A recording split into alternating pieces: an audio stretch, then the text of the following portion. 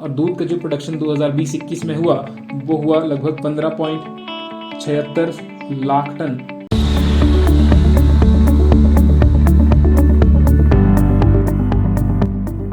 Hello and welcome to Himachal news analysis. ये news analysis हम prelim और मेंस दोनों को लेकर के चल रहे हैं और ये हिमाचल के सभी कॉम्पिटेटिव एग्जाम के लिए यूजफुल है। यदि आप HPSI की प्रिपरेशन कर रहे हैं तो आप हमारे इस कोर्स को हमारी वेबसाइट और एप्लीकेशन दोनों पर जाकर के देख सकते हैं।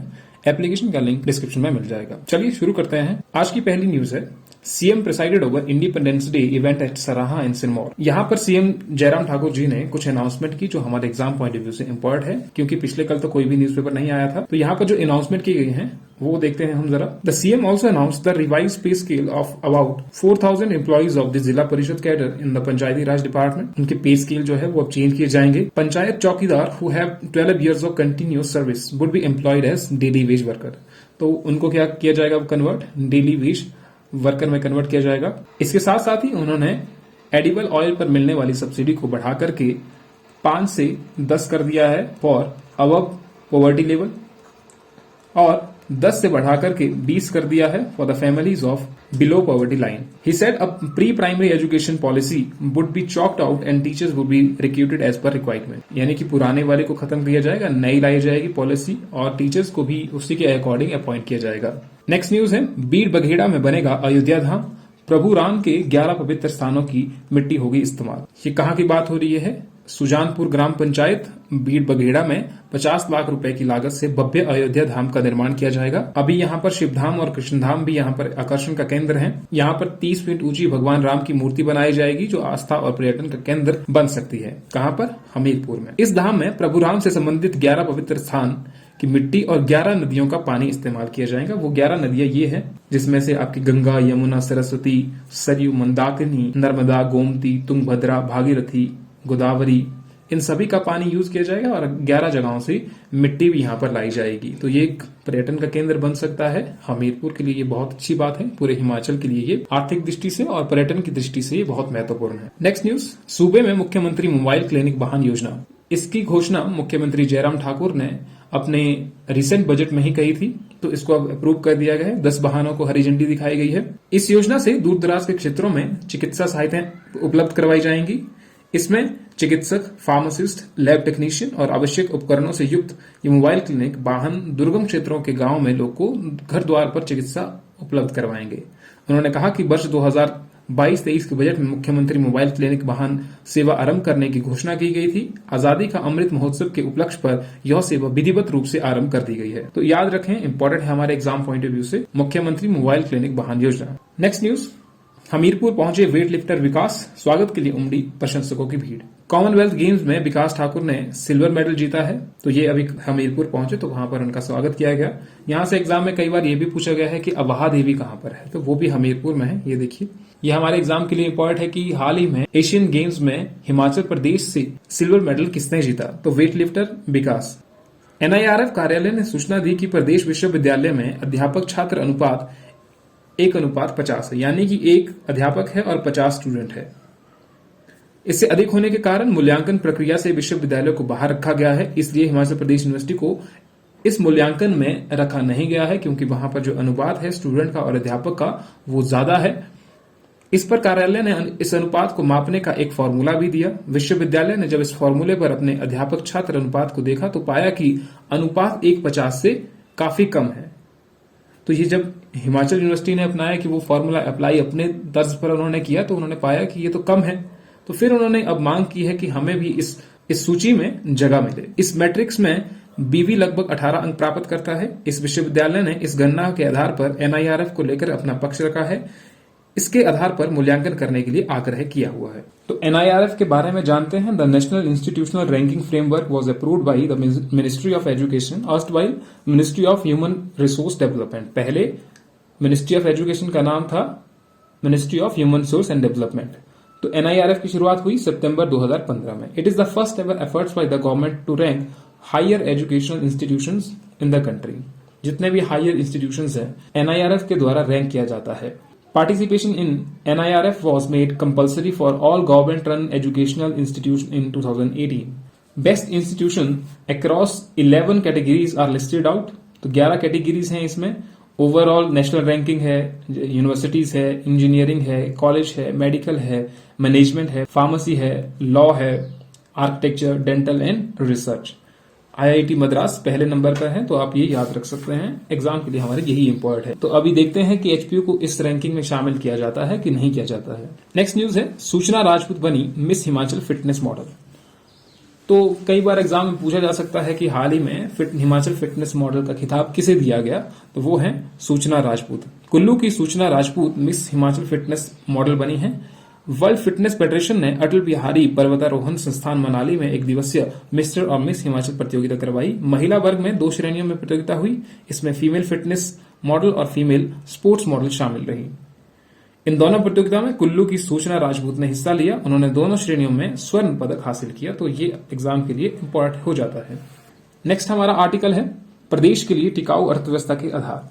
इस आर्टिकल में हिमाचल के बारे में यह बताया गया कि हमें एक टिकाऊ अर्थव्यवस्था की जरूरत है। फॉर एग्जाम्पल, अभी जो हमारी अर्थव्यवस्था टिकी हुई है, जैसे सेब है या सीमेंट है, पर्यटन है, तो वो टिकाऊ अर्थव्यवस्था नहीं है। अभी जैसे कोविड चला था, तो कोविड के दौरान पूरा जो पर्यटन था बंद हो गया था, तो इससे हमारी इकोनॉमी को कितना नुकसान हुआ। तो इस आर्टिकल में बेसिकली यही चीजें कही गई हैं कि हमें एक टिकाऊ अर्थव्यवस्था की जरूरत है, जिसपे हमारी जो अर्थव्यवस्था है वो अच्छे तरीके से मजबूत ढंग से टिक सके। तो इस आर्टिकल को डिटेल में पढ़ते हैं। ये हमारे मेंस पॉइंट ऑफ व्यू से इंपॉर्टेंट है और आपके इंटरव्यू में इसके बारे में पूछा जाए। Economy of Himachal Pradesh. हिमाचल प्रदेश की अर्थव्यवस्था सेब, जल विद्युत, सीमेंट और पर्यटन के इर्द गिर्द घूम रही है।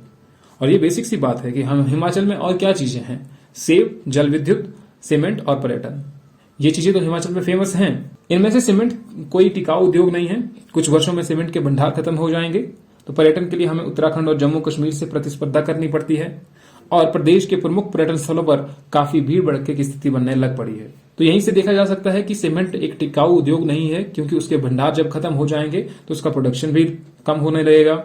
और पर्यटन दूसरी जगहों पर भी है, जैसे उत्तराखंड है, जम्मू कश्मीर है। अगर हम हिमाचल की बात करें, कुल्लू मनाली में कितना रश है, तो वहां पर अब लोग आना प्रेफर भी नहीं कर रहे हैं। अब लोग ये चाहते हैं कि जहां पर शांति हो वहां पर भी जाएं। कहने का तात्पर्य ये है कि अब टूरिस्ट का जो नेचर है वो भी चेंज होने लगा है, तो हमें कंपटीशन भी करना पड़ेगा। पर्यटन व्यवसाय में दिखने योग्य बढ़ोतरी के लिए नए नए संस्थान ढूंढकर विकसित करने की जरूरत है। जल विद्युत में भी बहुत ज्यादा विस्तार की गुंजाइश नहीं है, क्योंकि इसकी एक लिमिट है और उससे आगे हम जा नहीं सकते हैं। हिमाचल की अगर कैपेसिटी की बात की जाए हाइड्रो पावर की, वो लगभग 27,000 मेगावाट के आसपास है। अभी तक इसमें से लगभग 10,000 मेगावाट का दोहन किया जा चुका है। जो भी बढ़ोतरी इसमें होगी वो भारी पर्यावरणीय क्षति के बाद ही संभव है।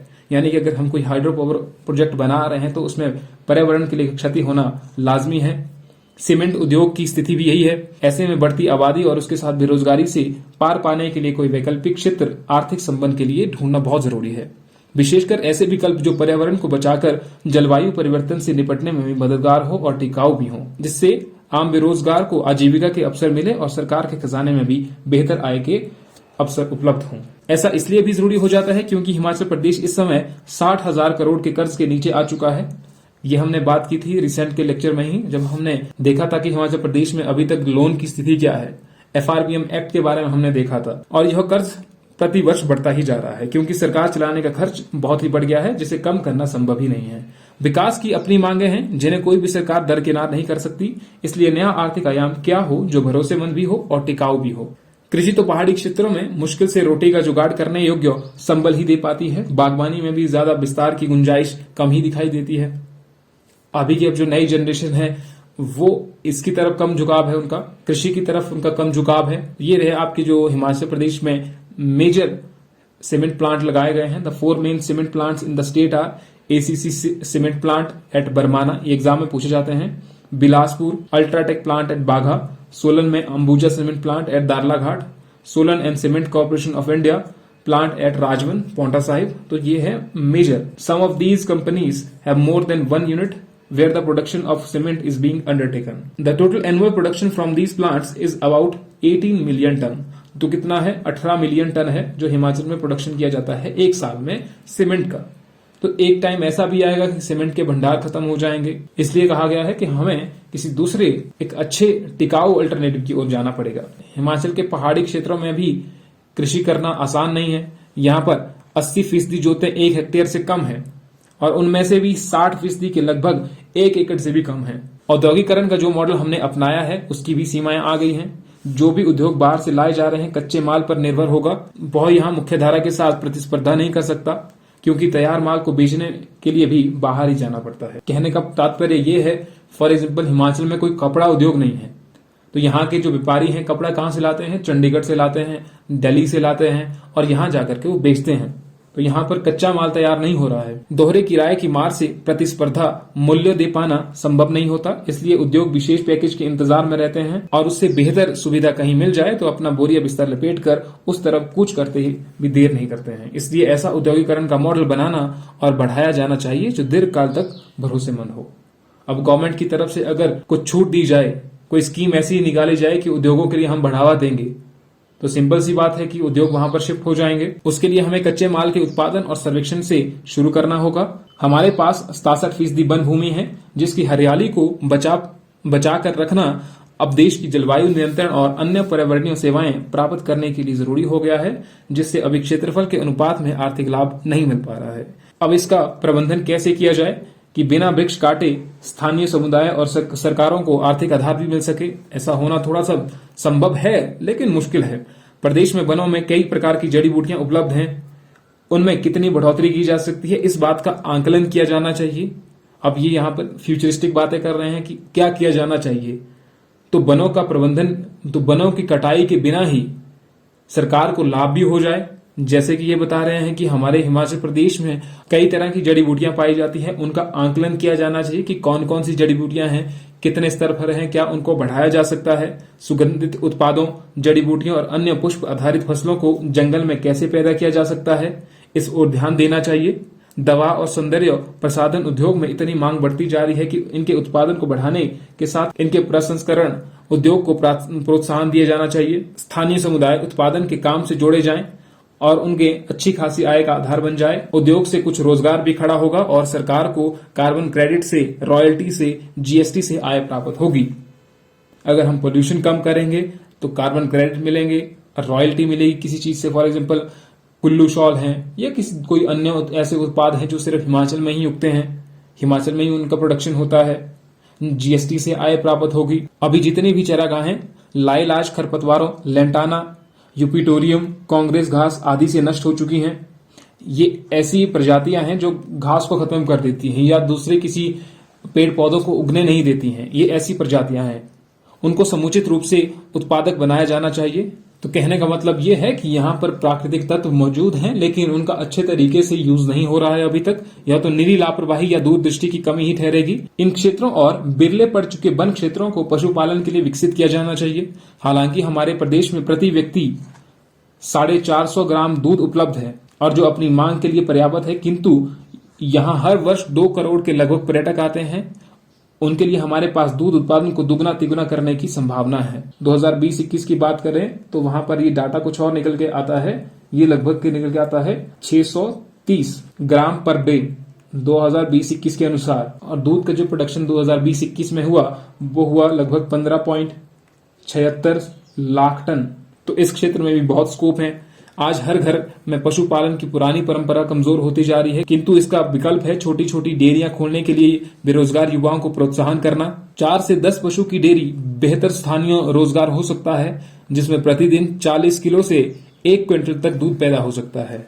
तो 40 किलो से लेकर के 1 क्विंटल तक दूध पैदा हो सकता है। तो इतनी कैपेसिटी रहती है, यानी प्रतिदिन 1600 रुपए से 4000 रुपए का उत्पादन करके उसमें से खर्च निकालकर इज्जत से आजीविका चलाई जा सकती है। ये यहाँ पर कैलकुलेशन कर रहे हैं कि 40 जो लीटर है वो 40 रुपए के हिसाब से बिकेगा। तो 40 कितने हुए, 40 इंटू 40 वो हो गए 1600। लेकिन अगर अभी दूध का रेट देखा जाए वो तो लगभग 30 के आसपास है जो नॉर्मल रेट है।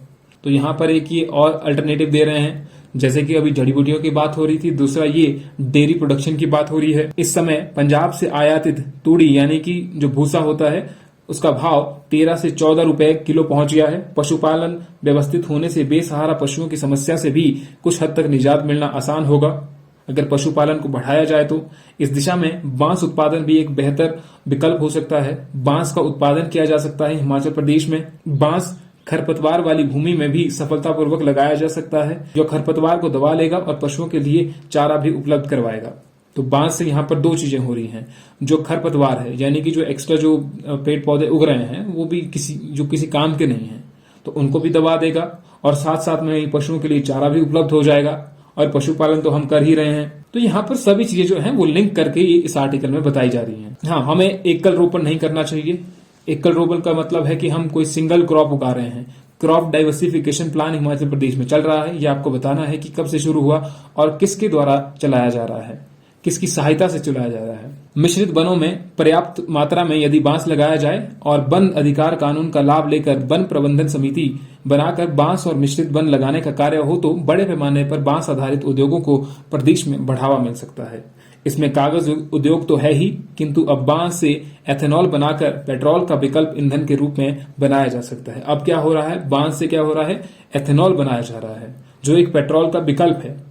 तो ये बहुत अच्छा अल्टरनेटिव है। बांस में गन्ने से ज्यादा एथेनॉल बन सकता है और इसे सिंचाई की भी कोई जरूरत नहीं होती है। यदि एथेनॉल निर्माण उद्योग को बांस रोपण के साथ जोड़कर योजना बनाए और वे किसानों का सहयोग करे तो सस्ते में ही ये योजना चल सकती है। इस तरह की टिकाऊ अर्थव्यवस्था के आधार खोजे जाने चाहिए और दीर्घकालीन योजना पर कार्य किया जाना चाहिए। तो यहाँ पर क्रक्स यही निकल के आता है कि हमें किन चीजों पर हमें फोकस करना चाहिए। यहाँ पर जो अल्टरनेटिव बताए हैं, फॉर एग्जांपल यहाँ पर बताया है कि बांस उद्योग है, डेयरी पर हम ध्यान दे सकते हैं, हिमाचल में उपलब्ध जड़ी बूटियों पर हम फोकस कर सकते हैं। तो ये सारे इन्होंने थोड़े से अल्टरनेटिव बताए कि यहाँ पर हमें टिकाऊ अर्थव्यवस्था की तरफ देखना चाहिए, ना कि हमें सिर्फ डिपेंड रहना चाहिए सेब पर, पर्यटन पर और सीमेंट इंडस्ट्री पर। हमें किसी और अल्टरनेटिव के बारे में सोचना चाहिए। ये इस आर्टिकल में बताया गया है। तो आज की न्यूज यहीं पर खत्म होती है। इस वीडियो की पीडीएफ फाइल हमारे टेलीग्राम चैनल पर आपको मिल जाएगी, जिसका लिंक डिस्क्रिप्शन में होगा। अगर आप हिमाचल के किसी और भी कॉम्पिटेटिव एग्जाम की प्रिपरेशन कर रहे हैं तो आपको उसका स्टडी मटेरियल भी टेलीग्राम पर मिल जाएगा। तो मिलते हैं आपसे नेक्स्ट वीडियो में, लेकिन जाने से पहले वीडियो को लाइक और चैनल को सब्सक्राइब करना ना भूलें। Thank you.